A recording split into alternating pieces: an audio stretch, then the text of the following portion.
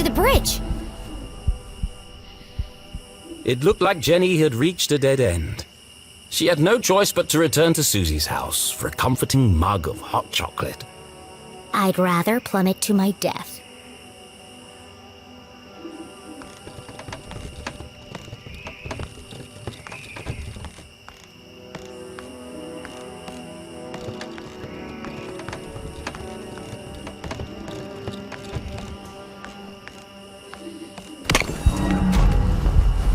It was a terrifying drop to the rocks below. Surely she wasn't contemplating jumping across. Mom always says a great detective takes calculated risks. So let's do the math.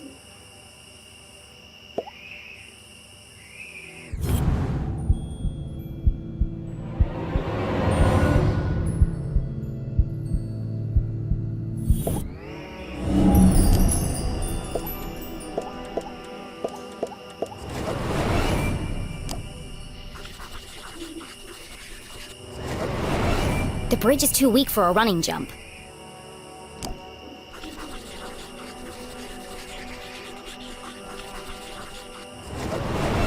Taking into account the strong tailwind, and factoring in my athletic prowess, or lack thereof, I could make that jump 2 out of 3 times.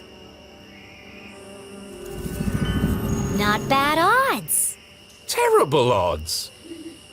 Well, here goes nothing. Uh-oh.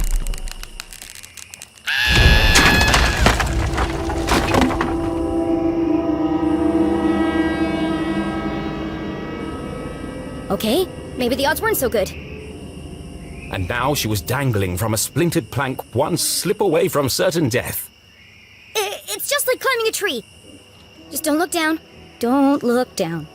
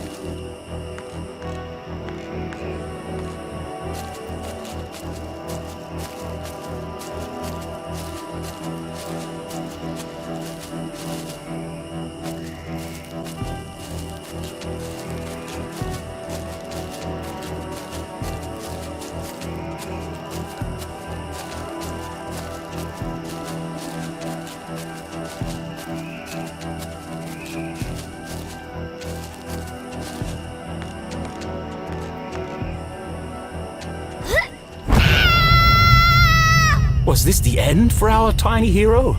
As her spindly muscles began to give way, an image flashed before Jenny's eyes. Her mother, dangling from a ledge, unable to pull herself to safety. How could she possibly save her family when she couldn't even save herself? I can't give up now. Mom needs me.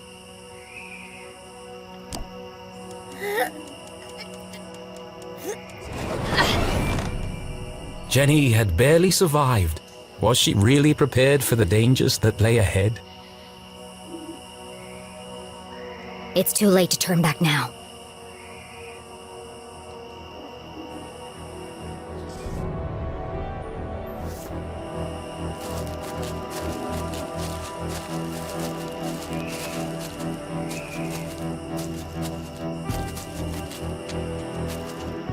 It might have been her recent brush with death, but Jenny's heart was pounding in her chest. That's not my heart. That's... CJ's compass! The needle is shaking like crazy.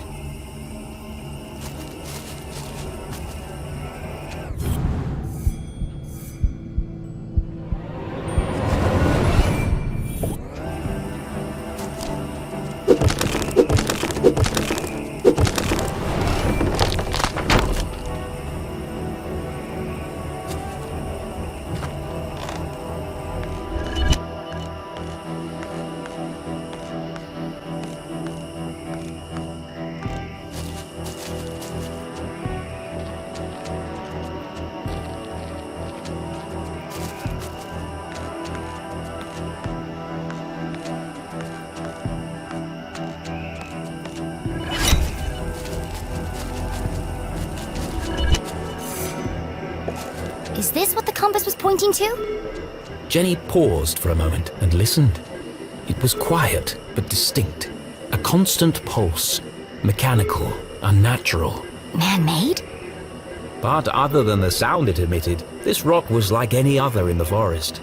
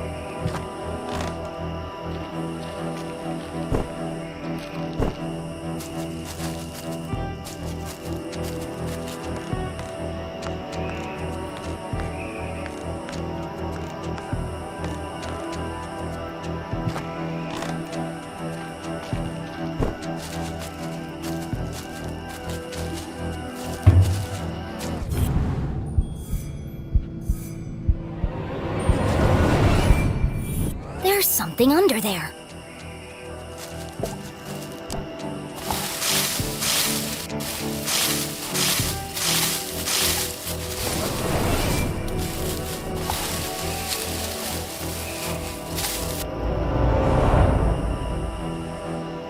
Jenny had spent her whole childhood exploring the woods behind her house. But I've never seen this before. Then she remembered CJ's words. People don't see things they aren't looking for.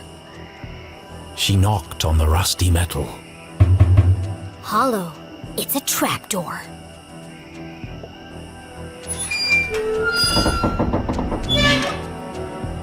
It's rusted up pretty badly. I can't move it.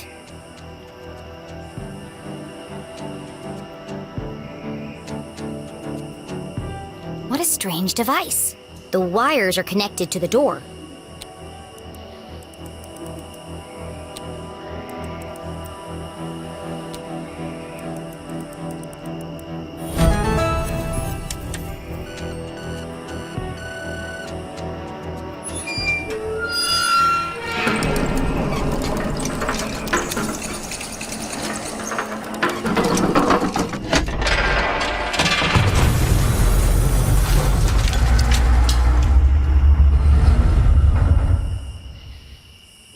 A stale, metallic odor filled the air as Jenny peered into the opening.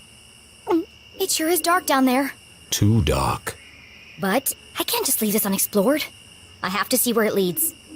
And so Jenny descended blindly into the unknown.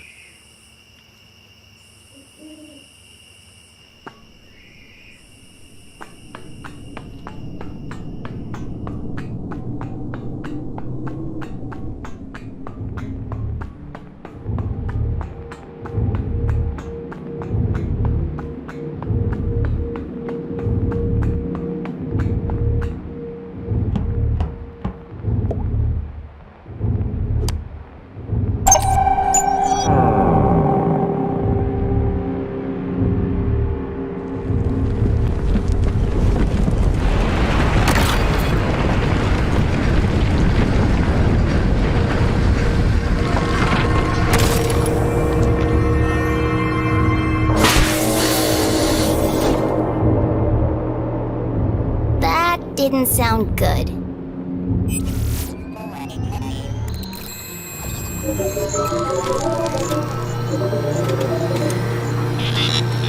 In all her short life, Jenny LeClue had never found herself in such a peculiar place. The town that once seemed a small lifeless pond was suddenly an ocean of mysterious possibilities. Equal parts terrifying and intriguing, it was... incredible! Yes, an incredible mystery in her very own backyard.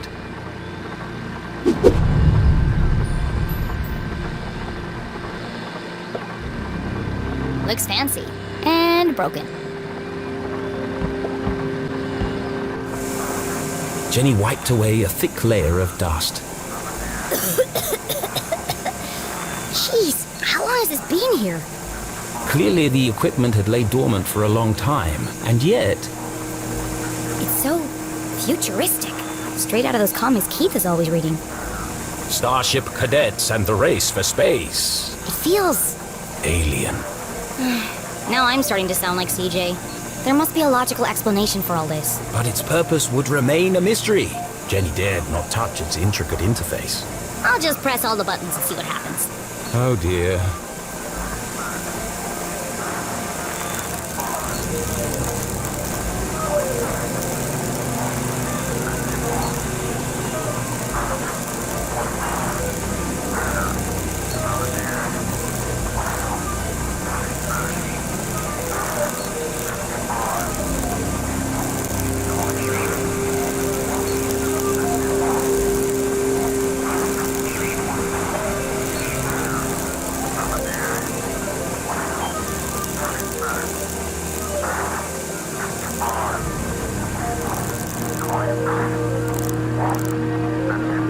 As Jenny turned the dials, she heard something hidden in the static. A voice? But what is he saying?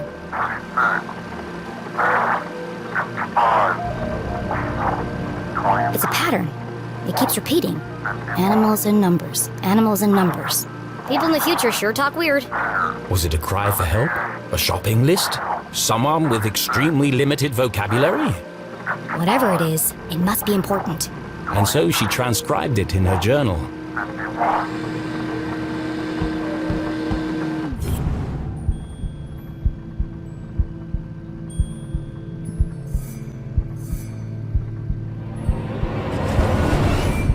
There's something stuck to the bottom of the ladder. It was just a blank piece of paper. Or is it? Jenny traced her finger over the page. She felt the clear indentations left by a pen. I know exactly what to do.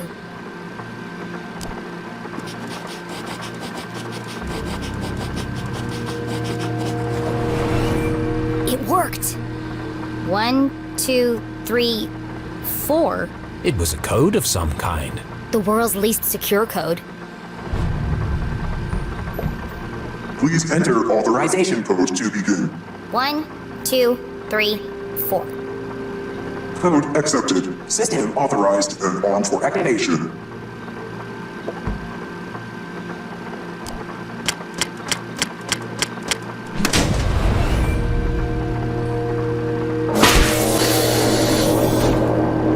Sphere hermetically sealed.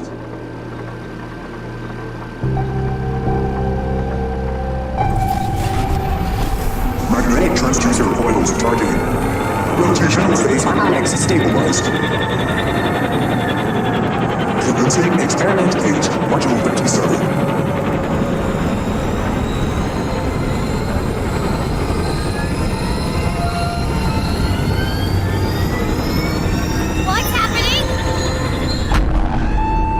Radioactive safety margins cleared. Running at 54% efficiency. It says it's working, but what's it doing? Remember, a healthy employee is an effective employee. Please leave the station for your mandatory 15-minute smoking break. Decompressing spherical chamber.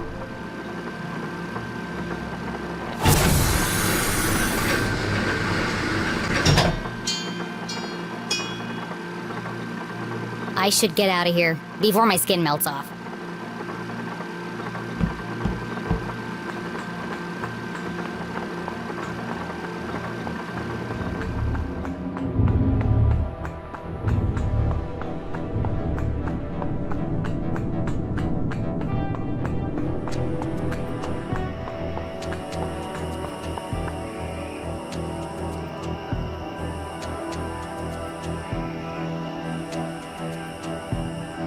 The boulders must have weighed a ton each, yet they floated in the air like balloons. CJ said he saw a swarm of UFOs circling the Forgotten Forest. Was Jenny beginning to make sense of CJ's wild ramblings? I'm gonna need a bucket of coffee to unpack all this.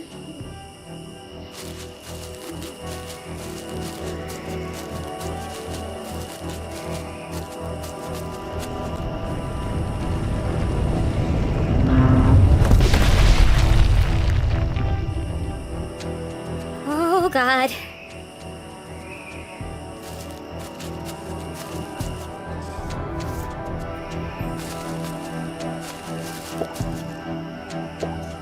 Our old fort.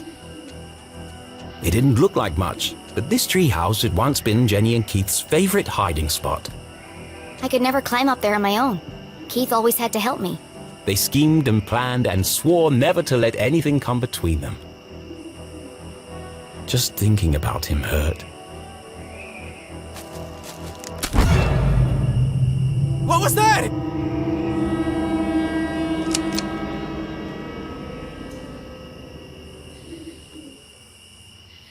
Steven! Steven! Steven! What? Did you hear that? I'm telling you, man. Not this again. Something's out here. Something big. Real big. There's nothing there. But I'm getting some super spooky vibes, man. For the last time, Kevin, the radio's off for emergencies only.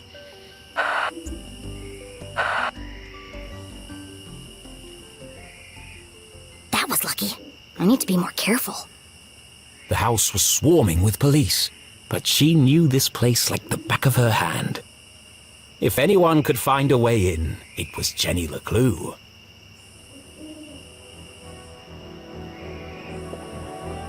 Out of the police's line of sight, the basement was her best entry point into the house.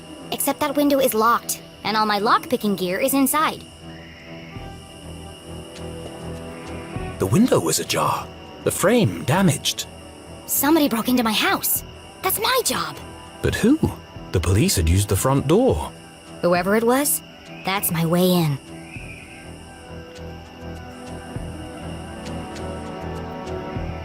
To get to the basement window, Jenny would have to creep carefully past the police officer. One false move and the game would be up.